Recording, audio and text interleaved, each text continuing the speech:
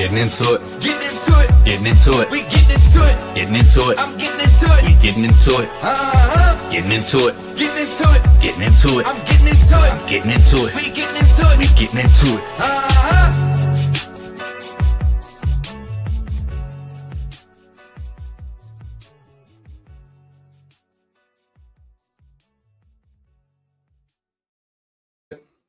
It's another Thursday. It's Mixsquadtv. I'm Cass at hand today. And we back, taking back another Thursday, one Thursday at a time.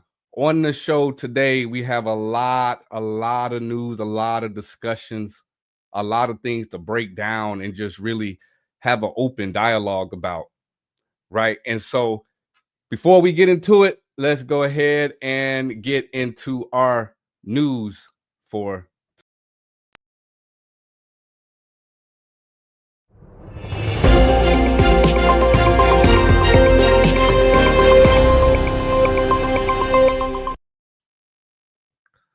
All right, so on the news for today, we're going to start with this week in music history. In 1914, Lester Flatt, bluegrass musician and member of the Foggy Mountain Boys, was born in Overton County, Tennessee. He's best known for his work on the Ballad of Jed Camplet, better known for the song of the Beverly Hillbillies. That's who that is. He was born this week in 1914. In 1969, Jimi Hendrix earned $125K for a single performance at the Newport Pop Festival, the highest fee paid to a rock artist at that time.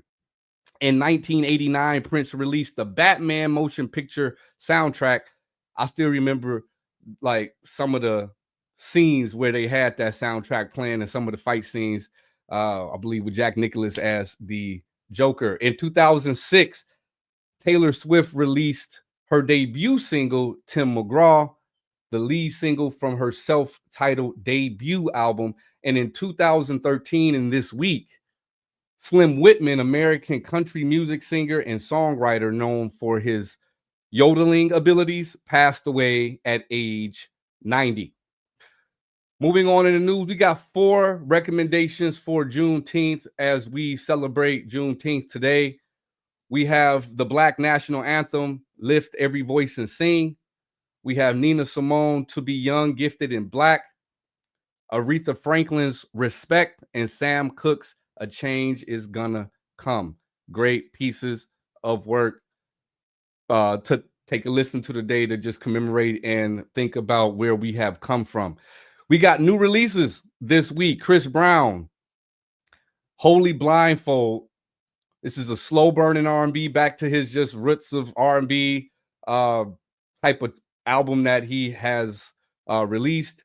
You have Kalini's Folded, which is a moody R&B track. You got Playboy Cardi Music, 30 tracks.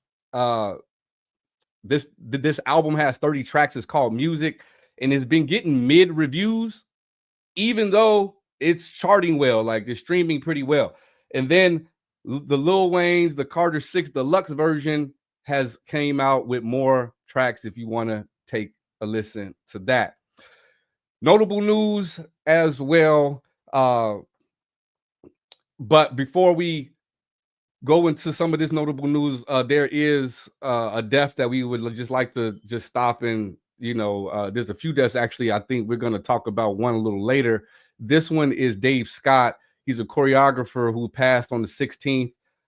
He was in You Got Served. He choreographed You Got Served, films like that, films like Step Up 2, So You Think You Can Dance. He choreographed things like Dancing with the Stars, Stump the Yard, just House Party 4, Coach Carter. He's really a pillar in the dancing community, and he passed away. Dave Scott's death has sent shockwaves through the dance community, with many colleagues and fans paying tribute to his talent, kindness, and his dedication.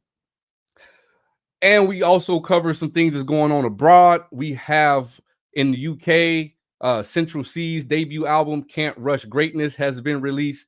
And Pope, if you're familiar with Pope, you're familiar with rock in the UK, a British rock band. They've been around for a while. this album More that they released has put them first in the UK in 27 years. So they've almost had a 30-year gap between being at the top of the charts. As we move into the industry news, right before I pull the panel on here to discuss some of these topics that we have before you today, the EU antitrust regulators, they're to rule on the Universal Music Group's $775 million acquisition of Downtown Music by July 22nd.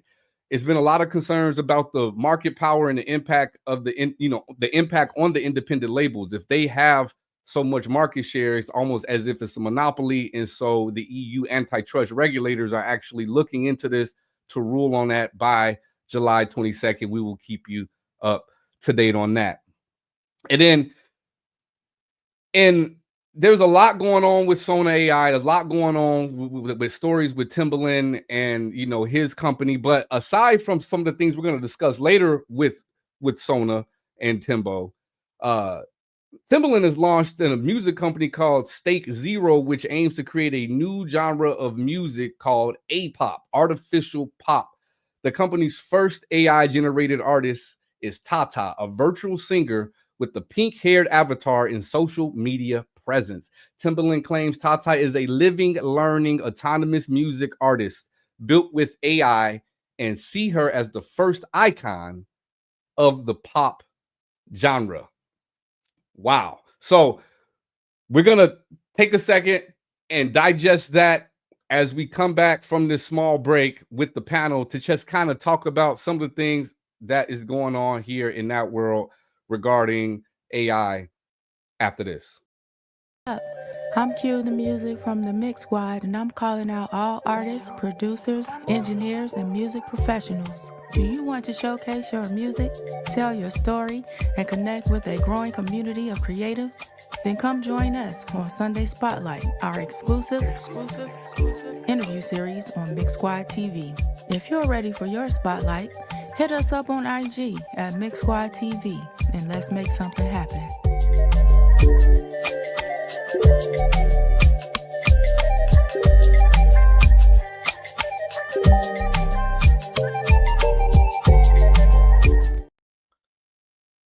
Squad, What's up? what's going on? We got me, myself, as I've told you guys before. We got Q the Music to my right, and to the right of her, we have the audio manipulator. And you're going to talk about, we haven't gotten to some topics that we're going to talk about later, but we got to dive in on this AI stuff with, first, I just want to get y'all thoughts on a world in where we have competitive AI musicians. Like, were they competing for their genre of being the best artificial? Yes. I think we need to build one. I mean, why not? Be like the next, like the next NXTs or something, man. Shoot. Yeah. Put some stock behind, Squad Girl and fish her on. She might glow up. I mean, I'm a wizard with the AI, so right. Never know. What y'all think, man? What y'all thinking? Just as far as just the landscape, because that impacts us as artists, engineers, and absolutely. It's kind of hard to say because in a way you want things to progress forward, but then at the same time it's like, what does that mean for our job if everything is now controlled by algorithm?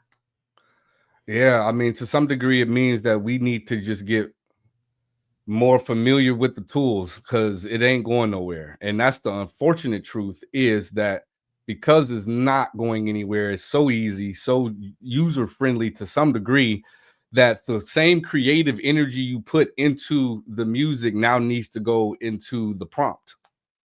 Right. And that's I know it's hard for some, it's hard for some, but for people like me who can see the benefit where I could use it to enhance certain things, for my music, is, it's different to some people who are just going to use it solely because they have no creative juice in their body. And you're like, It's talented at writing a prompt, though. right. And for me, Talented at coding for the most part. Right. and for me, it's like as concert going, like how they gonna perform this at a concert? Like I like to see a live performance. It's Like gonna this. be I a would say real concert. Telegram. Yeah, I would say either Yeah. like a hologram, you know, on a big stage. If you talk about like this A-pop artist get crazy big and they generating the kind of money that you would be able to afford a hologram for, then that's not hard at all. That's already been done. And then if you're what we're going to talk about some immersive audio later on as a topic that we'll discuss music wise. A lot of this stuff is going to be like Kiana say, virtually. You can pop the Oculus on and go to the concert of this avatar lady with the pink hair looking like a Wii character. Right. And to like, I know we look at it in some kind of weird ways because it's foreign to us. Anything that is foreign to people in any species of like any kind of species, you're scared. Like there's a certain fear of it because it's foreign. And like to our kids, it's going to be, it's just going to be second nature. Just like they don't have no stake in it. They don't feel the burden of not getting paid as an artist at 4 years old. They just like the music. Right. They replacing us, man. It's gonna be households where you're gonna be having like some serious issues because like no, you can't play that. Like you know how it used to be for us with hip hop. It's gonna be like that when it comes to like you know really churchy households wasn't going with certain music. It's gonna be that way with us with AI music. Like who made that? Right. Are they the real person? Cut that off. So how do you feel it's going to hinder any up and coming artists that's trying to compete with these AI characters? Is what I'm gonna call them. I think the smartest artists will become bionic with it, basically. Make them like AI. Make yourself AI. Yeah, like fuse with it to some degree. Mm-hmm. Like it is you are him kind of thing. Right. Yeah, I mean, like there's still a level of you that is being an artist, but it is also this persona of this AI character that. Yeah, I'm thinking that could have a good advantage with concerts because you could be at a lot of places at once, especially virtually. Man, how would you set that up though? Would it be like pre-performed?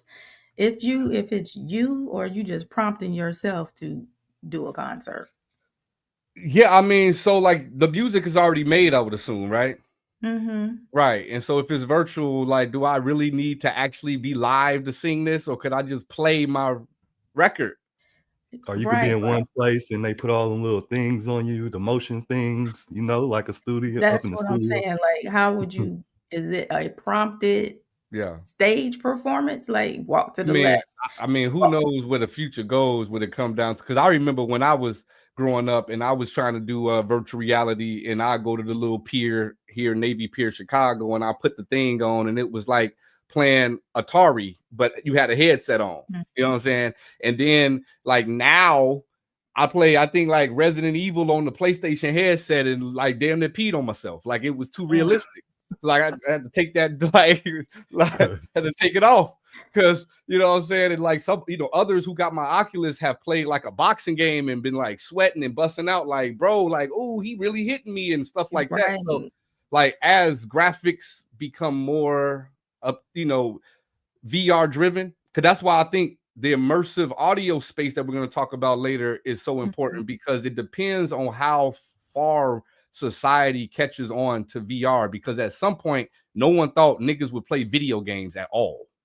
Yeah, that sandbox clean, the VR thing, and now it's become big tech business, bigger than most businesses. So who knows the interests of men as kids grow up, they may want more PlayStation 5 type of games inside of VR, because that's what is lacking right now. It's lacking Grand Theft Auto at its full capacity with a VR headset. Got you. Like it's not there yet. It's still on the primitive level. So like you can watch a basketball game in your VR headset, but they put you virtually in a seat, you know, on the floor or different viewpoints, vantage points of the stadium, sitting in a seat somewhere. But it's still not like experiencing a game per se. You know what I mean? Right, So, right. but that's to us. We talking about the next generation. Right. Who knows, right? So I think it's all interesting. And I know Kiana was mentioning that Suno is in a lawsuit. Yeah. For copyright infringement. Like 3 of the major labels are suing them for copyright infringement, basically saying that the material that they used to put their program together was from license. They didn't get a license for it or permission basically to use the material. So currently they've been going through this for about a year now. So I think it's at a stage where they're trying to settle Right. and get whatever these record labels want in terms of their licensing agreement.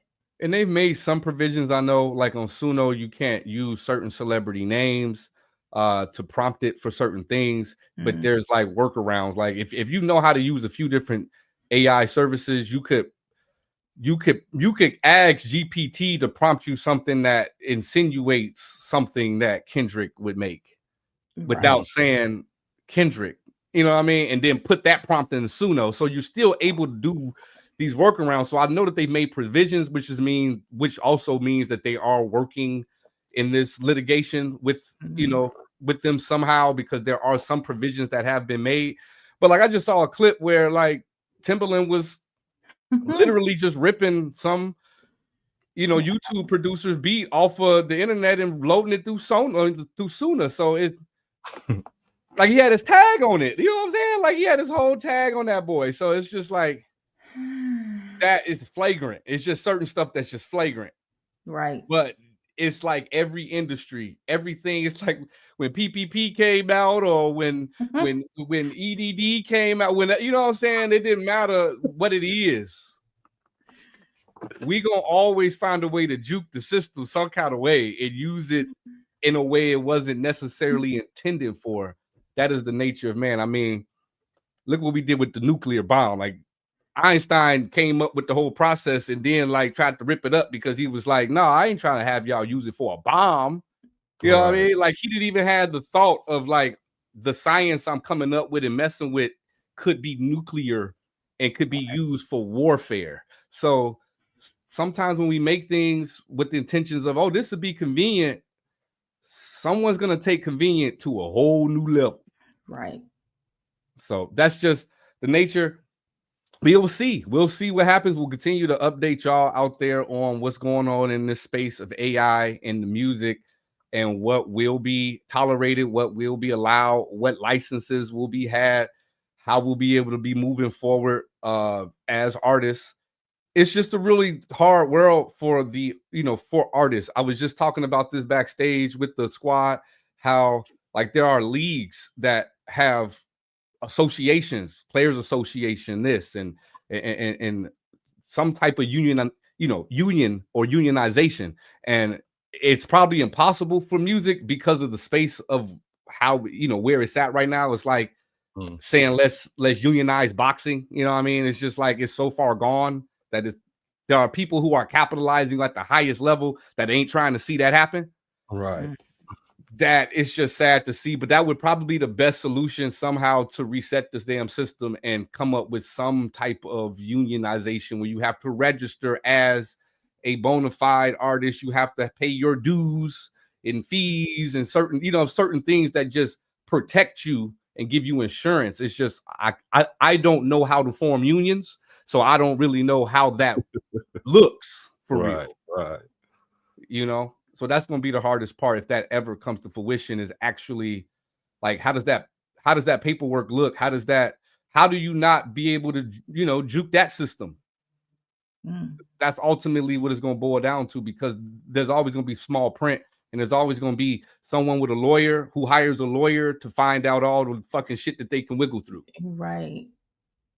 Which is sad that it's people that's always trying to get around the system. Yeah, which makes it ultimately harder for everyone else, because the system then tightens up and makes, you have extra loops for you now that you have to deal with because of similar like our banking system, right? Because of scam culture, and the Chase glitch and bad checks and all of this other stuff. Like, it's gotten to the point now, like, you know, my wife would cash a real estate check and they'd be like, yeah, 2 weeks. You'd be like, could I get a little bit of money? No, I done deposited the same amount of money, like from this, like a closing before 3 separate times. It doesn't matter. Can you call the other bank? Because the other bank down the street, you could just verify the funds there. No, because of scam culture. It is like, no, we not getting burnt no more.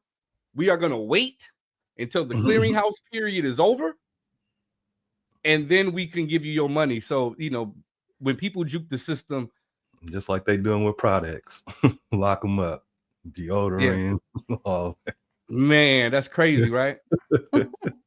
Now, I ain't gonna lie. Home Depot need to find the system because, boy, they making it too easy.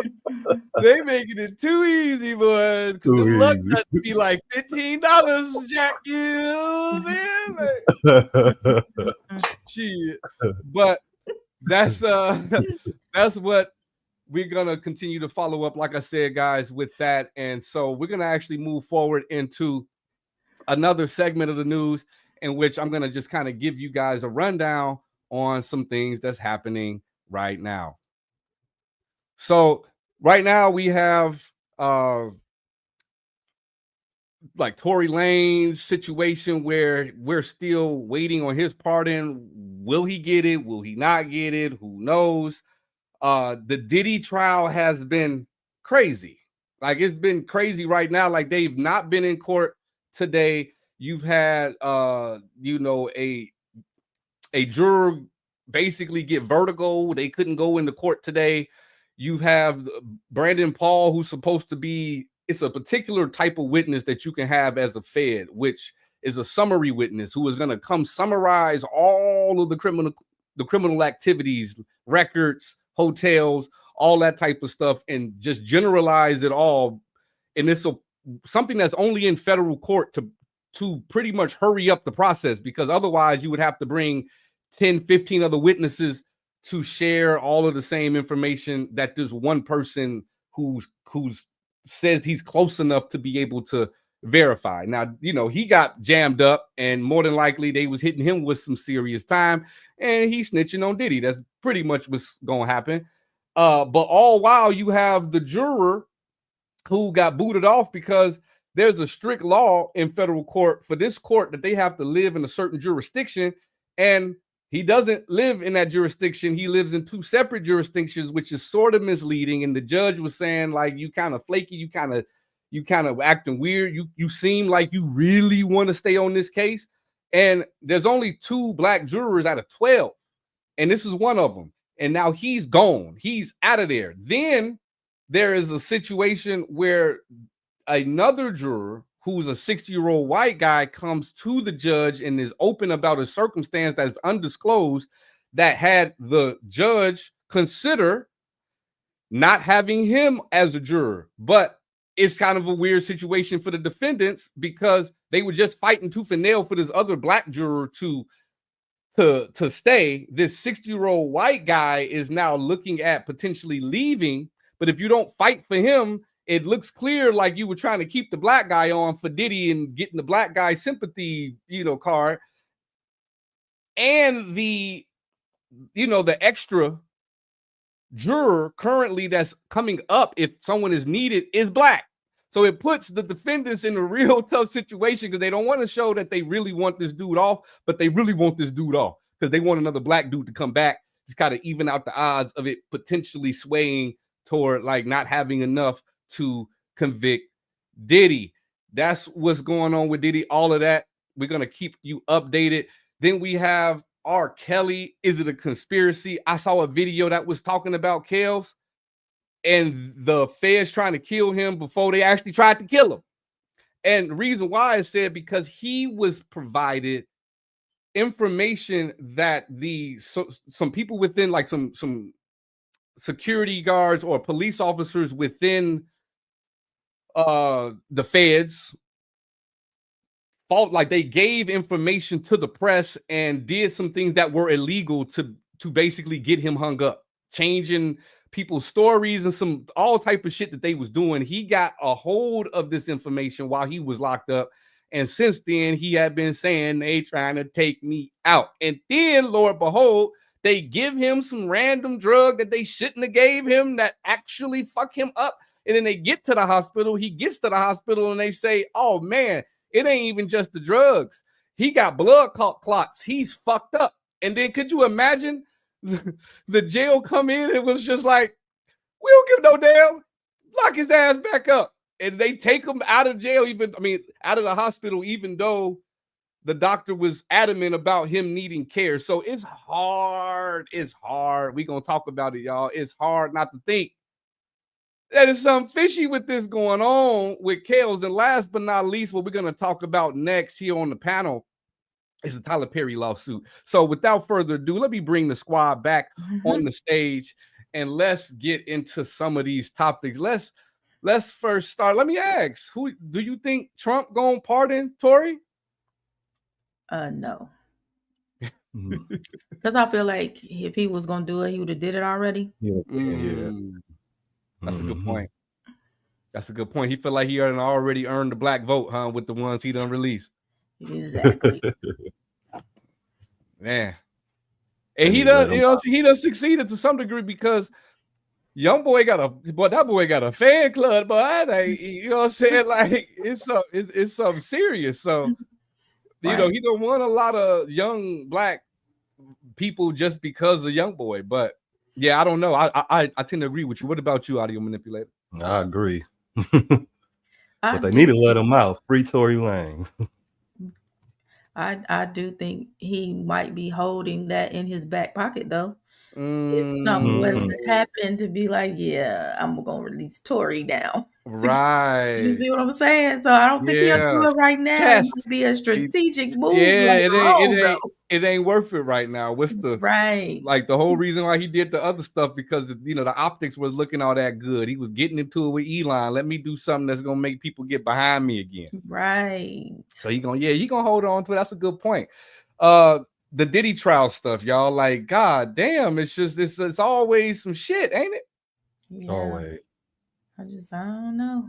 It's always some shit. And then with this Brandon Paul, with like that being a special stipulation in the federal case where you can have, because you can't have it just in regular court. When I come up there and I say, I know about all this shit. I know about him doing this, him doing that, her doing this. And like usually in a regular case, the state, those individuals will have the right to be able to defend themselves and like, no, that ain't had shit. I ain't do none of that.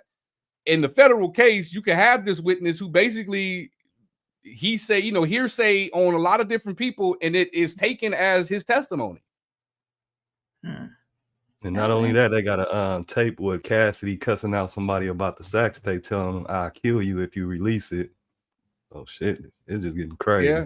Then you got pretty much being confirmed that the witness from a few days ago that was like deeply in love with Diddy and planning all the sex tapes was 50 Cent baby mama, who is in an active case right now for custody over their kids. That ain't gonna help her none. You know what I'm saying? Like for custody, that whatever is in them transcripts, it cannot help you any.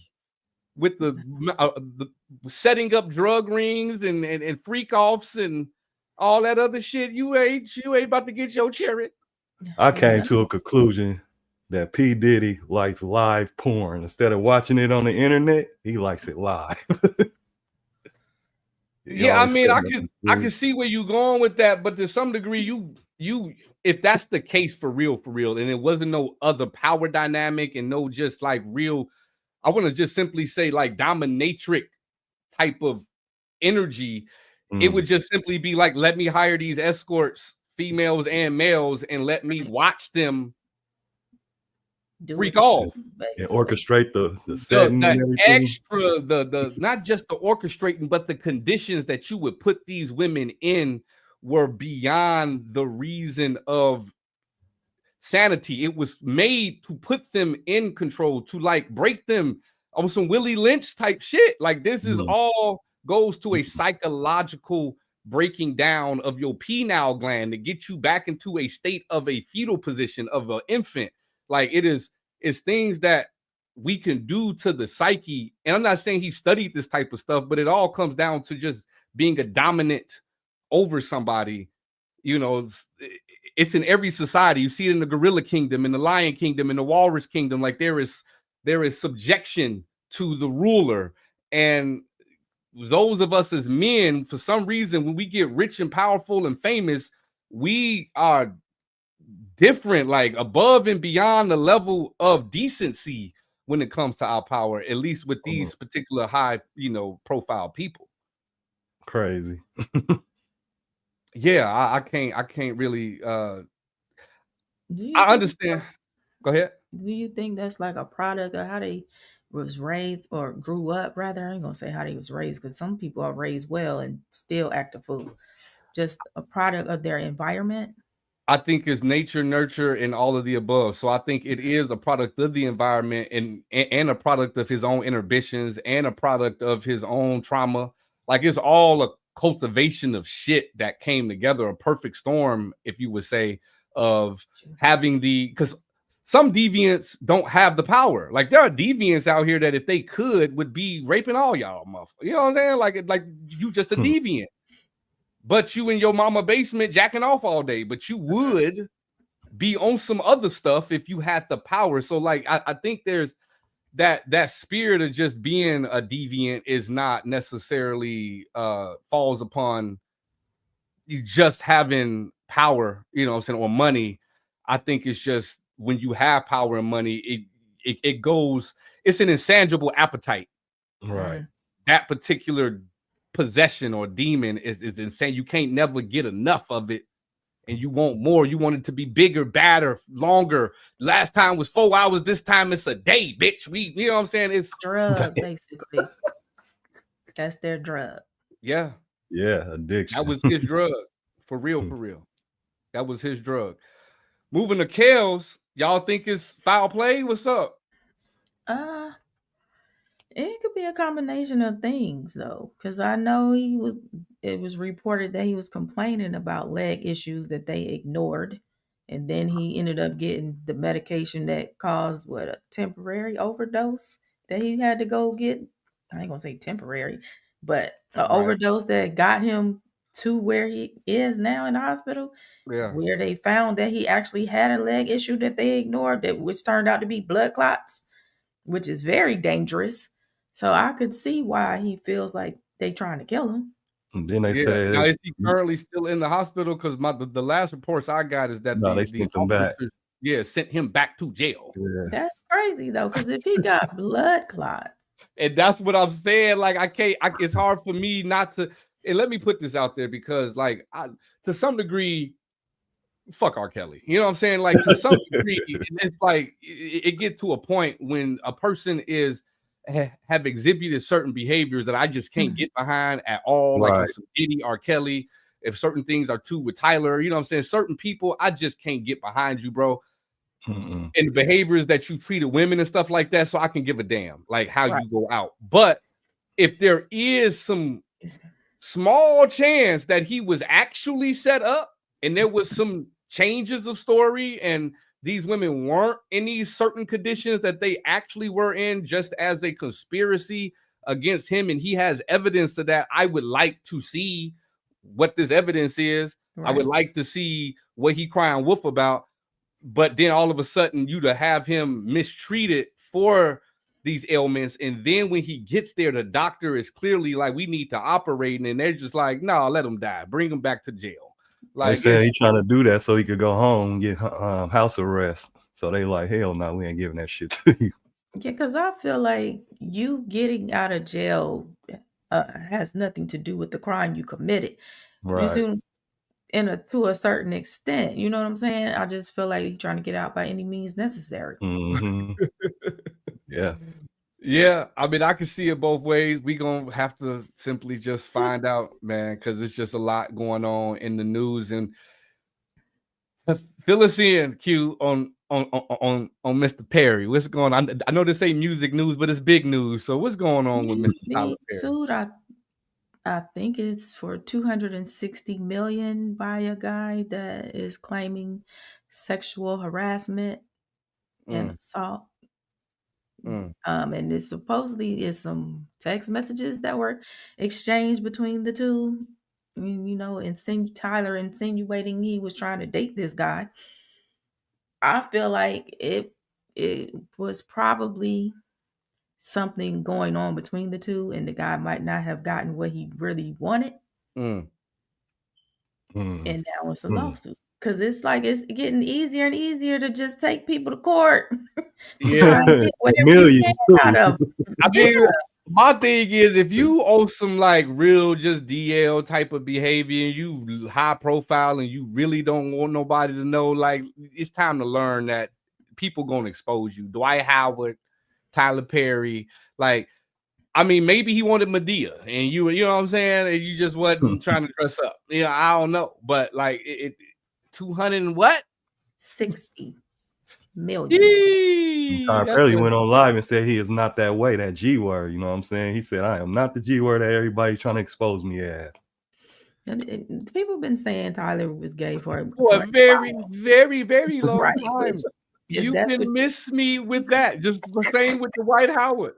Like, if that's what you choose to do, that's your business. I just feel like at some point it's getting to the everybody trying to get in your pocket type situation. Yes, I agree with that. But what I disagree with is why is it so many of those who do engage in same-sex relations that do? Why is it at this time in 2025 are we still over here denying that you like some dick? You know what I'm saying? Just simply, if that's what you want, that's what you want. Why we like, you know what I'm saying? Let's fight the case. You over here denying that you're not right. It's okay.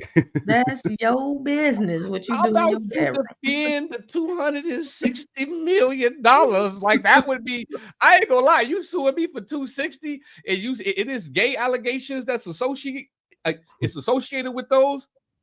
I'm going straight to the 260.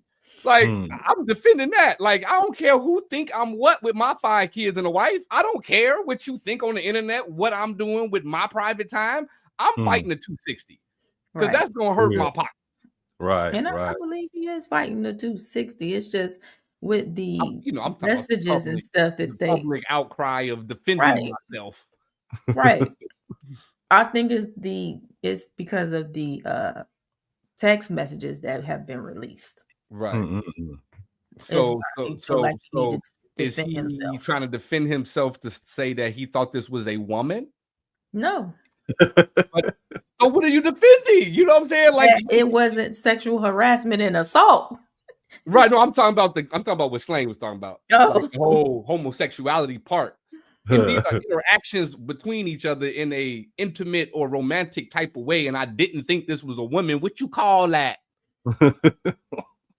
What do you call that? You know what I'm saying? So we will see. Again, we're going to have plenty of news to keep you guys abreast on, because it is plenty of news in music and not in music that is going on today. That's the trending topics, though. Yeah. And I got a little surprises for the squad. I got a few more things to show them just because this is some things that I've discovered today. And we're going to have some clips that we're going to take a look into. And so let's dive right into it. Mix Squad clips of the week.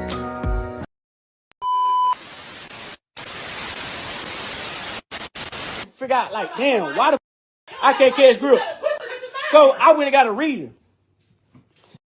Boom. Told me a mother and my wife, somebody in my wife's family got roots on me. They're praying on my brain. They praying on my downfall. They don't want to see me with. They playing with my finances and my money, goddamn blessings. So I asked her this. Oh, it gotta be Miss Jennifer. It's gotta be my godmama. It's gotta be all this. You know what I'm saying? So she keep throwing out there for her to keep always trying to throw it out there. Oh, he broke. Praying on it too. Talking about you in with it. What is this? You praying on it too. You play with witchcraft too. Hey, what's your point? What is this though? What's your point? After all that, after all that,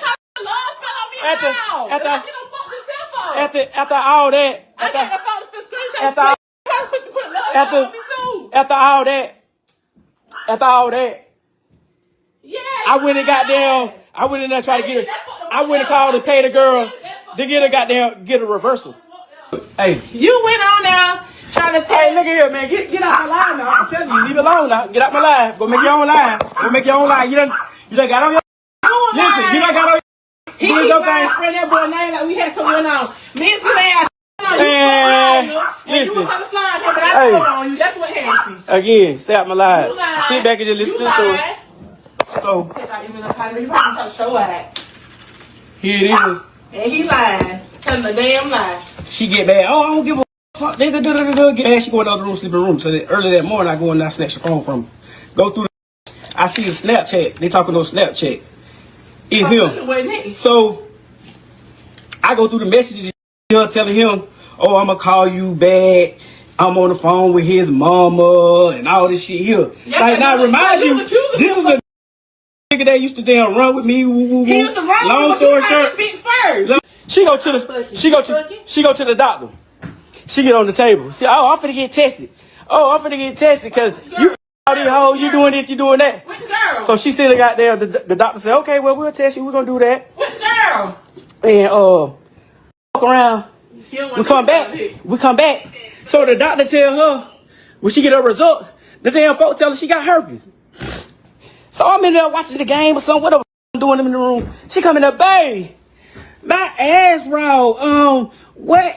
What's wrong with my ass? Can you look and see? So I look down there at her anal hole now. Now I ain't the smartest, but my knowledge of that is like, okay, if you get the come at whatever contact or whatever the food. And you the only horny ass okay. want somebody in the ass. So make that make sense. I look down at her ass. This motherfucker got them clusters and shit down there by her ass. Bump. Right now. Better get back like we said about the bump on the ass. If it was herpes, why did you come lick on me and suck on me? I'm talking about I was trying to eat my pussy. I'm like, why would you do that? He said, I don't know. Yeah, sit. You ain't gonna sit here and tell me that, y'all, this man is crazy. Then, now, let me finish. I'm on live. You had them 2 hours. You finna go on your live. Now you want the phone back. No, I gave you a shot. I ain't get to tell you. I ain't get to tell about Udi. Then. I swear you'll die. Then I gotta die about that. You shit. Damn, bitch. Give me my I phone. gotta die if I tell what happened. Give me my phone. That's crazy, y'all. I ain't really gonna die about it, so y'all won't know that tea right now. Give me my phone. Mark done got quiet. Where he at? He right here. He getting mad. He don't like the truth coming out. The Georgia Bureau of Investigation telling us that Zaria Ross was found dead in her home Saturday. Her husband, Shamarcus, shot himself over an hour away. So that's how I ended. Damn. First of all, that was too much information. And my stomach like, oh no, where did they go? First and foremost, What before are we we get to the doing serious on part. lives nowadays, y'all? Like we got a whole marital dispute on 2 separate lives. That's crazy. Right. That end up in That somebody. ended now. people I found it. condensed it down to about 3.5, 4 minutes. It was an hour and 9-minute situation on live that resulted in him shooting her And then he killed himself. and then killing himself because she was about to reveal something after he done set up here. And the point I was making to show some of the things he said is that he killed her because she was about to reveal some things he didn't want her to reveal about him after you done told about the herpes and the butt bumps and You're right. but you gonna murder her because now she want to get back and be like, oh, since you want to tell my business, I'm gonna tell your business, pop. Right. This is what we doing out here, y'all. That's crazy. This is what we doing. Is I that know what it's y'all not doing music out related. there? It was just a clip that I came across for the 2nd straight week of a YouTube murder on live for no reason at all. No reason. We talking about folks that got about 10K followers each. Like between them two, they always go live. They always bicker. They always fight. At some point, the dude had her hit up some other dude to rob the dude. Like this is public live information that, you know what I mean?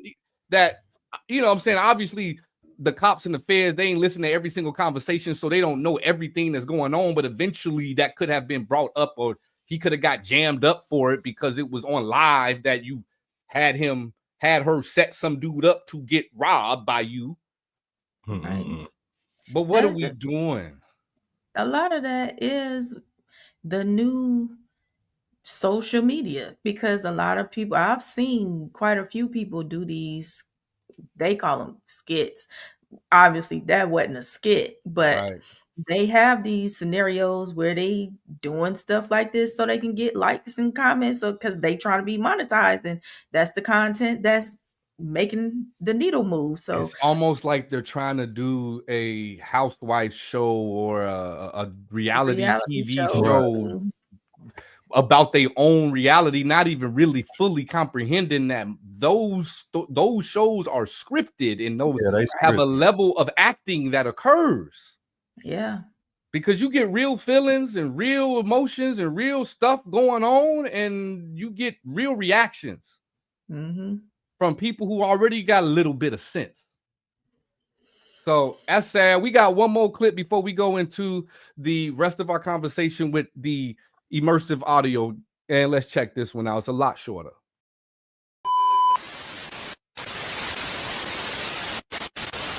So about how much time total have you spent in jail? Man, I ain't lying, dude. I'm 27 years old, man. I did at least half of that shit in jail, man. Really? Man. You done with it or what? You got a boyfriend in there? You got what? I'm saying, why you like going? Why you what? Why you like going so much? What? No, I'm just asking. You say you spent half your life in there.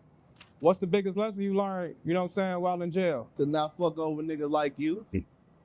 Okay. What's one of your craziest stories? You finna be my craziest story. Damn. But hey, no pun intended, right? Hey, don't make me choose for you. You know, that was Vaughn. Don't make me choose for you. No, we just here to have an interview. I ain't no bullshit. Keep it that way there. For sure. So I'm gonna give y'all a little backstory on this one. You got DJ U, which is a DJ that's famous out here in Chicago. He was King Von's DJ, Lil Durk's DJ. He has interviews with all like the hood, up and coming rappers and stuff like that. That young man is NBA Youngboy's best friend, Louisiana. DJ U goes out to Louisiana to do the interview with D-Dog, NBA Youngboy's homie, who obviously has been in jail a lot. I watched the full 40-minute interview. He never asked him about having a boyfriend in jail. That there was an altercation about something to do with Chicago, New Orleans rap beef that's out there, that's been out there for some years, but it had nothing to do with asking him that question. I show this because I want to bring out how dangerous things are, because he edited that in there to make it look like that's what he asked him in that interview. That is not what he asked him in that interview. But there's already tension. Right. So you go, because you watch the full interview, he already kind of scared. He by himself. He coming out to New Orleans in they hood doing an interview. And so he, for the most part, not trying to cause no problem. But you go back home, you chop it up, make it seem like you said some some stuff that you know is insulting and street politics concern. That ain't a question you asking nobody and expect not to get your ass whooped. Right. And then you edit that out. And so I don't know if y'all know about Zach TV and this guy who used to do interviews in Chicago before this internet stuff for YouTube got as big as it is now. And he got popped and murdered. Got murdered, yeah. Why are we putting ourselves in these situations because I'm sure in the genre of like music and drill rap and rap beefs in Chicago, like trending shorts, that's trending right now. So eventually they gonna get a hold that you did that, and it's gonna be a problem because that's not what you did at the interview for real. Why would you put yourself at risk like that? Right. That's my question. Like, what's the incentive? Knowing that the way he looked at, like y'all saw that look on that man's face. Right. He was gonna get punched. He was 2 seconds away from not being able to go home That man just said he spent half his years. He's 27. That means from 14 he been locked up. There's some screws And he's that just immediately institutionalized. Shit. and there's screws that immediately make me want to just deal with you how I would deal with you half my life. Right. Because in that setting, inside of jail, asking someone that question it's not a thought, it's a reaction that I gotta deal with you. Right. And that's not cute though. Asking somebody you got a boyfriend in jail, like that's not cute. Right, especially trying to insinuate like, oh, that's the reason why you keep going back, because you got like it's just why we putting ourselves at risk. You know what I'm saying? You're gonna go home, you're gonna be straight or whatever. You back at the crib, you're probably not gonna go back to New Orleans. You thought you did a troll job that could potentially fuel a beef that for the most part has been like low-key under the radar. It's just been by a few different groups that rock with Dirk and rock with Young Boy and stuff, right? What I'm saying, but that's how you create it to be bigger than what it is. So, and he got a show out there soon too, supposedly. What is the narrative that people want to push though? And that's the stuff that's killing the trending. Like all the shorts and stuff like that, especially music related out here. It'd be that BS. It'd be that type of stuff. And I just wanted to show it to just highlight like why do that? Right. Why put yourself at risk? So, but that moves us forward to the discussion that we're going to have, which leads us into our Sunday Spotlight, which our Sunday Spotlight guest will be none other than Giovanni Blue Rotier. He is worked with a lot of artists. Like, just you got to just check his Instagram profile to kind of just look at his resume. We're talking about J. Cole, Pete Rock, Dave East, Jonas Brothers, Benny the Butcher, AP Dylan, Brian Barnes, 41. There's a lot of artists that he's worked with. Again, check his Instagram to get all of his credits. But he's been a pioneer in the Dolby Atmos space. And for those of you who don't know, who are out there with immersive audio, it's kind of the newer wave. I know we went from like surround sound 5.1 to the sound bars, and now we have immersive audio, which if you have AirPods, you can turn spatial audio on and off, where it kind of gives you this space depending on turning your head, and then you get things over the top of you, underneath you, to the sides of you. It's a full three-dimensional audio atmosphere. And he specializes in getting music mixed in that space so you can hear all of these special elements around in the mix.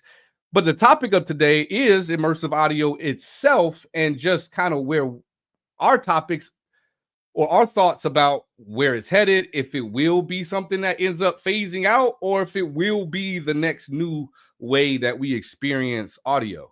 Audio manipulator, what do you like? What's your outlook on Dolby Atmos or immersive audio in general? I mean, it's been out since 2012, so it's still pumping. And to me, it's like very exciting to hear things like that, because that's how my brain works anyway. Hearing sounds in a different way. So I wish they call it 3D sound now. So, I mean, I think it's going to be, you better get on top of it. That's what I'll say, because that immersive sound, man, it's like a dream come true sometimes, because you could put elements in different spaces and have them move. It's beautiful. What say you, Q?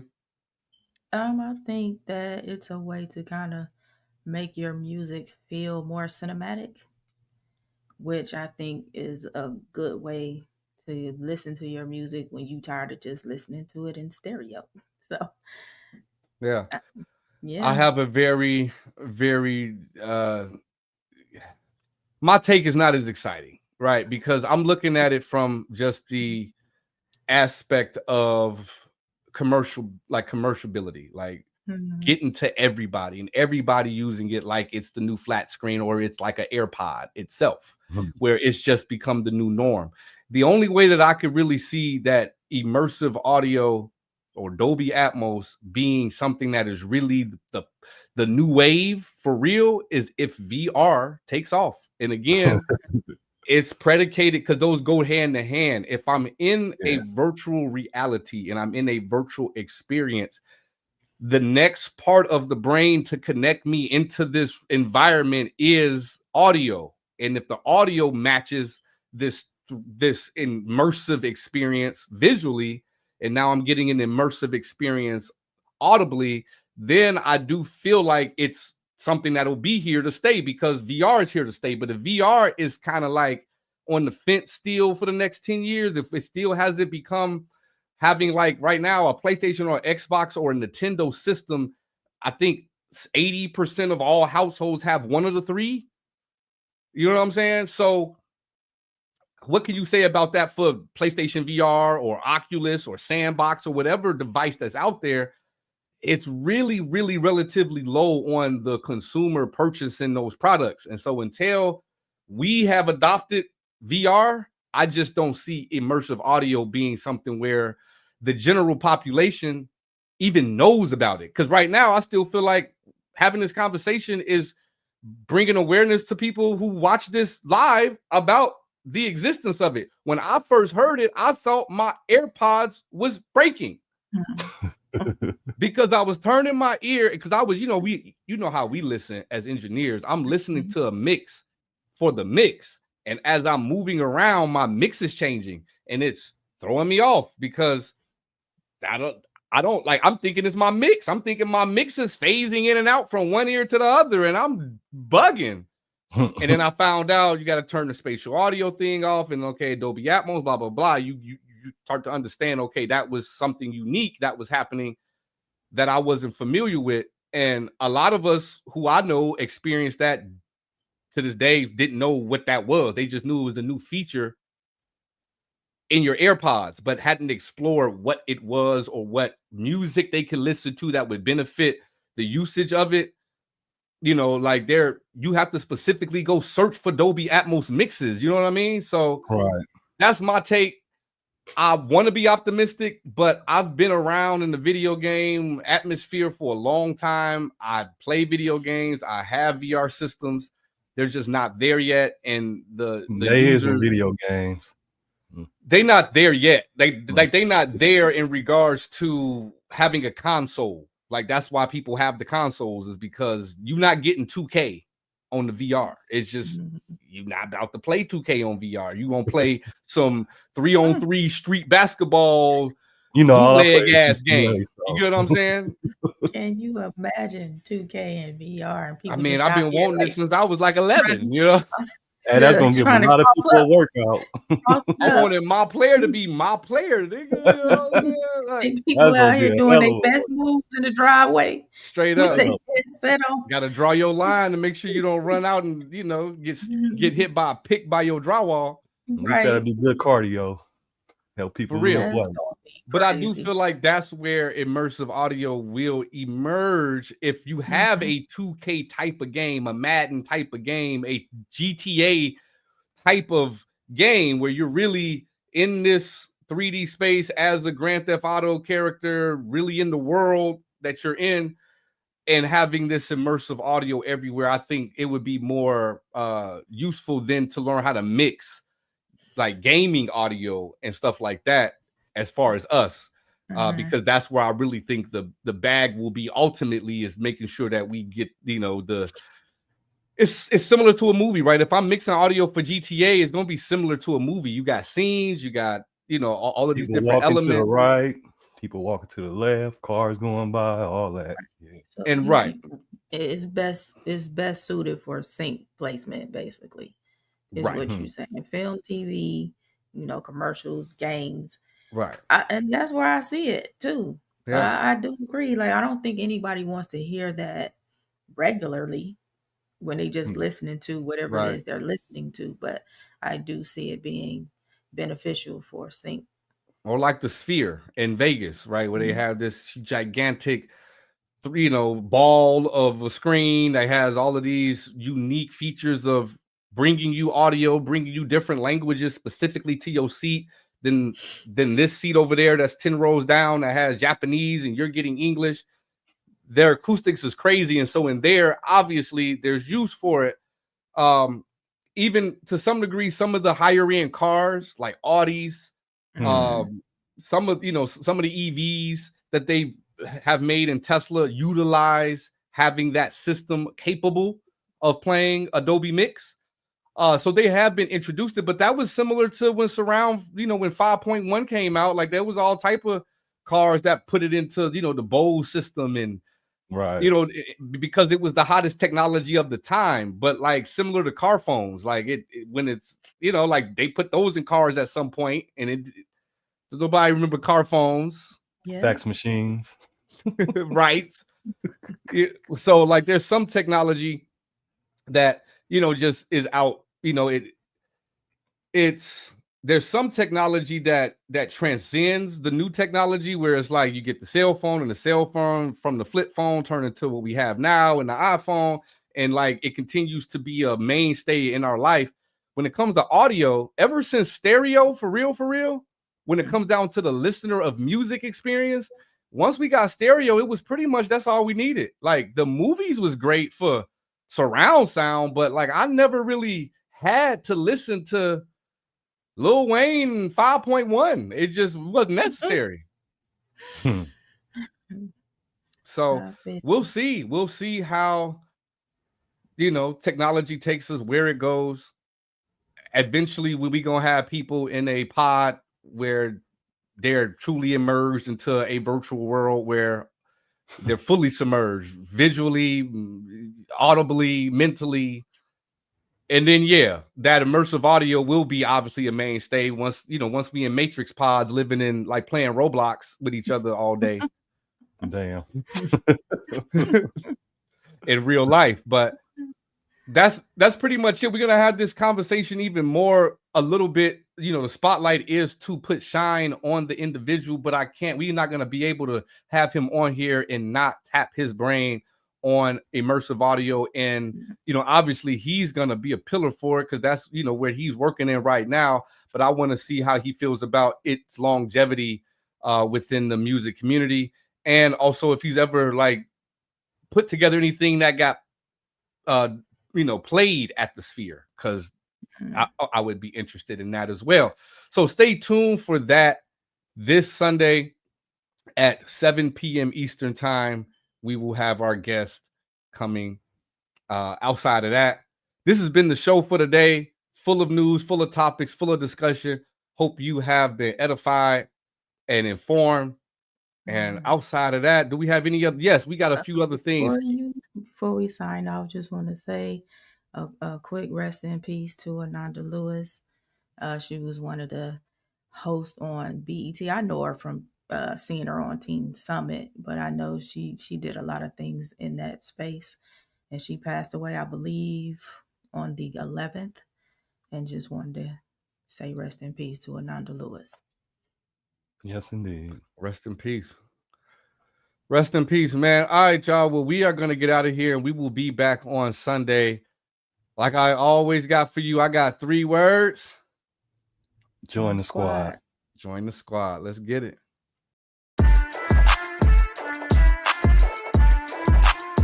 Did it again, Alex. Give me more.